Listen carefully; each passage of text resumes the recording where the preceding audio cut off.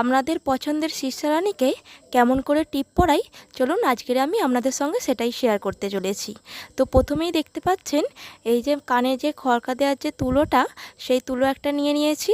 আর এখানে আমি ইউজ করছি ব্লু হেভেনের কাজল। তো এই কাজলটা নিয়ে প্রথমে আমি কপালে ছোট্ট করে একটা টিপ পরিয়ে দিলাম, দিয়ে আর এই পাউডার দিয়ে দিচ্ছি। ওই তুলোটা যেই মাপের হয় সেই মাপেরই আমি টিপটা পরাই, ওর থেকে আমি বেশি করি না।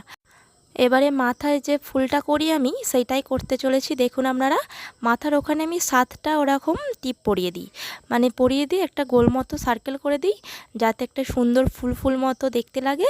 তো এইটাই করতে আমার সবথেকে বেশি সময় লাগে। ও এতটাই ছটফট করে, এতটাই দুরন্ত, মোটেই কিছুতেই করতে দিতে চায় না। আজকের এই কী ব্যাপার, একটু শান্ত হয়ে আছে, মানে ওর হাতে না কিছু একটা ধরিয়ে দিতে হবে, তবেও চুপচাপ শুয়ে থাকবে, না হলে চুপচাপ ও শোবেই না। আর না শুয়ে থাকলে আমি কী করে টিপটা পরাবো বলুন?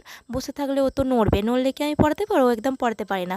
ওই জন্য আমি ওকে চান করার পরে শুইয়ে দিই, শুইয়ে দিয়ে আর ওই হাতে কিছু একটা ধরিয়ে দিই, ধরিয়ে দিয়ে তারপরে আমি ওই আস্তে আস্তে সবকটা মানে 7টা যে ফুলটা করি, ওই ফুলটা আমি করে নিই।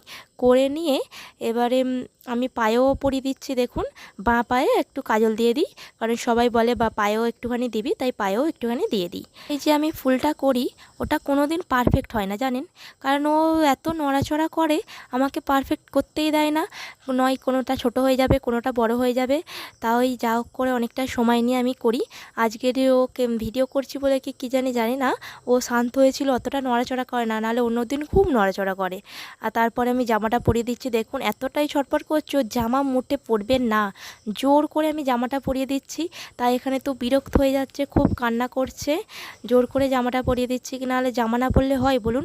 এখন বর্ষার সময় কোথায় ঠান্ডা লেগে যাবে, তাই আমি জোর জবরদস্তি জামাটা পরাচ্ছি। আর ও এইদিকে বিরক্ত হচ্ছে, মোটেই জামা পরবে না। ঠিক আছে, আজকের ভিডিও এই পর্যন্ত, দেখা হচ্ছে নেক্সট ভিডিও।